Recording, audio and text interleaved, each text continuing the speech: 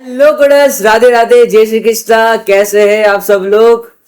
तो इस वीडियो में हम लोग पढ़ेंगे स्टैटिक डेटा मेंबर और static member function. Previous video में हमने पढ़ा था कि क्लास के अंदर दो चीजें होती है, एक तो डेटा मेंबर होता है, एक मेंबर फंक्शन होता है। तो उन्हीं के दो चीजों के अंदर अपने पास स्टैटिक डेटा मेंबर भी होता है, स्टैटिक मेंबर फंक्शन भी होता है। ठीक है, तो देखते हैं इन दोनों को क्या होता है ये सारी चीजें। तो स्टैटिक डेटा मेंबर की अगर बात करें तो दो स्टैटिक कीवर्ड, अगर हम किसी स्टैटिक कीवर्ड मोस्टली यूज होता है मेमोरी मैनेजमेंट के लिए होता है। We can apply static keyword to variable, method, block और नेस्टेड क्लास। इन सब के ऊपर हम लोग स्टैटिक कीवर्ड यूज कर सकते हैं। ठीक है, तो जैसे समझो कि ये क्लास है, एग्जांपल में क्लास है, स्टूडेंट नाम की अपने पास एक क्लास है। ठीक है, तो स्टूडेंट के पास रोल नंबर है और नेम है और कॉलेज का नाम है। तो इसमें आपके हिसाब से स्टैटिक क्या हुआ? तो स्टैटिक अपने पास यहाँ पे देखो, यहाँ पे लिखा हुआ मैंने कि स्टैटिक जो है कॉलेज का नाम है, मेरे पास कॉलेज का नाम है एसडीजे इंटरनेशनल। तो वो स्टैटिक कैसे हुआ? जैसे कि 100 लोग हैं, 100 को इतने क्लास में 100 लोग हैं, 100 के 100 स्टूडेंट्स को एक फॉर्म भरना है, कॉलेज का ही एग्जाम फॉर्म। तो सबके लिए कॉलेज का जो नाम होगा वो तो सेम ही होगा, उसको वो कॉलेज का नाम तो अलग होगा नहीं। उनका रोल नंबर रोल नंबर तो चेंज ही होता है, नाम सेम हो सकता है बाय चांस, लेकिन वो भी मोस्टली अलग ही होता है। ठीक है, तो सबके लिए अगर कॉलेज का नाम सेम है तो उसको स्टैटिक बना दो। क्योंकि क्या होता है, स्टैटिक क्या होता है, एक ही बार मेमोरी एलोकेट करेगा, उसके बाद वो मेमोरी एलोकेट नहीं करेगा, सभी स्टूडेंट्स को वो सेम कॉलेज का नाम दे देगा और सेम ही रहेगी हमको कॉलेज का नाम सब क्या। ठीक है, जैसे समझो कि मेमोरी में लोड कम देता है, मेमोरी कम लेता है, सर्वर में लोड कम पड़ेगा, ये सारी चीजें। तो स्टैटिक कीवर्ड इसलिए यूज होता है। ठीक है, मोस्टली मेमोरी, अगर आपको कोई कहे कि स्टैटिक कीवर्ड किस लिए यूज होता है, तो स्टैटिक कीवर्ड यूज होता है मेमोरी मैनेजमेंट के लिए। ठीक है, ओके, तो यहाँ पे स्टैटिक मेंबर फंक्शन की बात हो रही है। तो यहाँ पे एक फंक्शन है, ठीक है, मैं आपको समझाता हूँ ये कैसे फंक्शन काम कर रहा है। तो ये अपने पास एक्सेस स्पेसिफायर है, वो तो ऑप्शनल है, आपको पब्लिक रखना है नहीं रखना रख सकते हो, जैसे आपकी मर्जी। हाँ, तो मैंने यहाँ पे इस फंक्शन को दिया है स्टैटिक दिया है, इसको मॉडिफाई करेंगे। अगर यहाँ पे स्टैटिक नहीं लिखते तो इस फंक्शन को इंस्टेंस की जरूरत होती है कॉल करने के लिए, लेकिन अभी इंस्टेंस की जरूरत नहीं है क्योंकि इसने स्टैटिक लिख दिया है। ठीक है, तो रिटर्न टाइप है इधर। ठीक है, रिटर्न टाइप वॉइड है, फंक्शन का नाम है, पैरामीटर है और फंक्शन का प्रोटोटाइप है। तो देखो, अगर ये फंक्शन किसी दूसरे क्लास के अंदर है, दूसरे क्लास के अंदर, तो हमको कॉल करने के लिए एक इंस्टेंस बनाना पड़ता था, बनाते थे जैसे कि प्रीवियस वीडियो में हमने बनाया था कैलसी CL is equal to new कैलसी। तो वो एक इंस्टेंस था, एक ऑब्जेक्ट था। तो सीएल करके हम लोग अगर माई फंक्शन को कॉल करते तो हो जाता।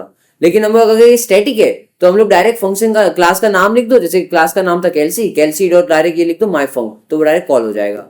ठीक है, तो स्टैटिक फंक्शन को कॉल करने के लिए क्लास का नाम डॉट स्टैटिक मेंबर फंक्शन का नाम लिख दो, हो जाएगा कॉल। ठीक है, उसके लिए इंस्टेंस की जरूरत नहीं पड़ती स्टैटिक मेंबर फंक्शन को।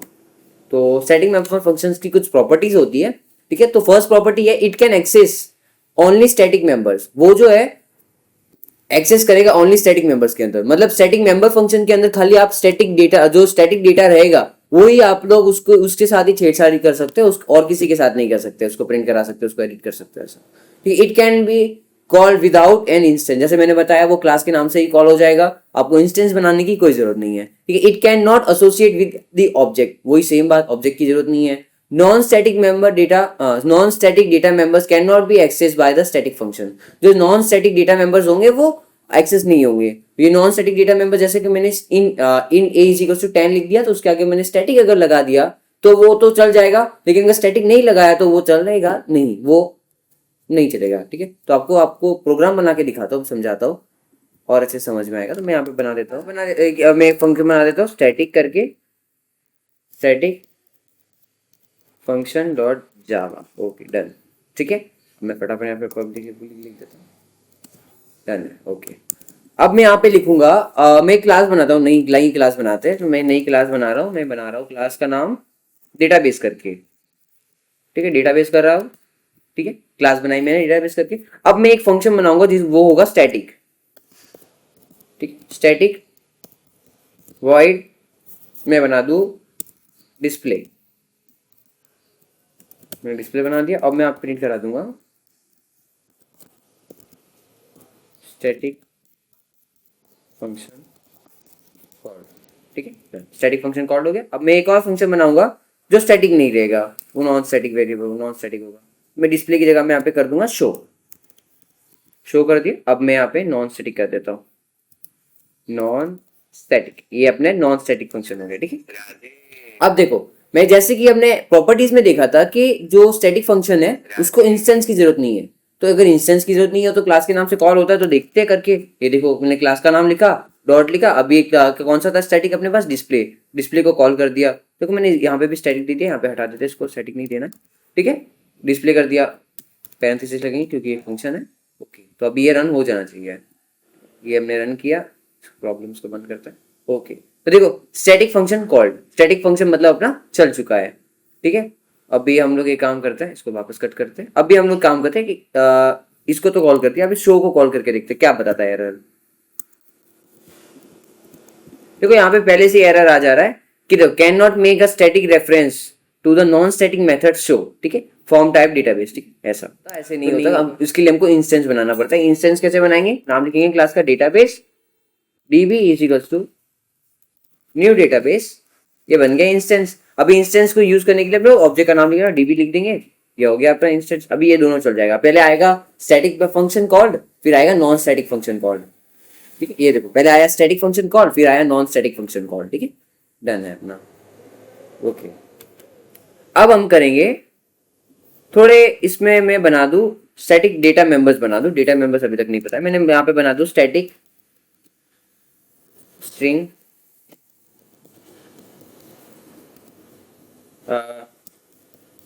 कंट्री कर दो अगर, ठीक है, कंट्री कर दो इंडिया, ठीक है। हम सबके लिए कंट्री, तो इंडियंस के लिए तो इंडिया ही कंट्री है, ठीक है। अगर मैं एक और बना दूं यहाँ पे स्ट्रिंग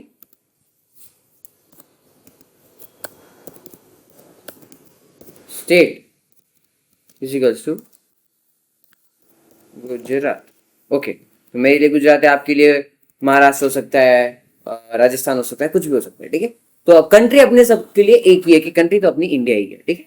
तो अगर मैं यहाँ पे प्रिंट कराना चाहूँ, ये क्या है, स्टैटिक मेंबर है, तो ये यहाँ पे प्रिंट हो जाना चाहिए, क्योंकि स्टैटिक मेंबर फंक्शन के अंदर खाली हम लोग स्टैटिक डेटा मेंबर्स को ही यूज कर सकते हैं, ठीक है। तो मैं यहाँ पे प्रिंट कराना चाहूँ, अगर कंट्री प्रिंट कराना चाहूँ, कंट्री, ठीक है, तो कंट्री प्रिंट हो जाएगा। लेकिन जो मैं अगर स्टेट प्रिंट कराना चाहूँ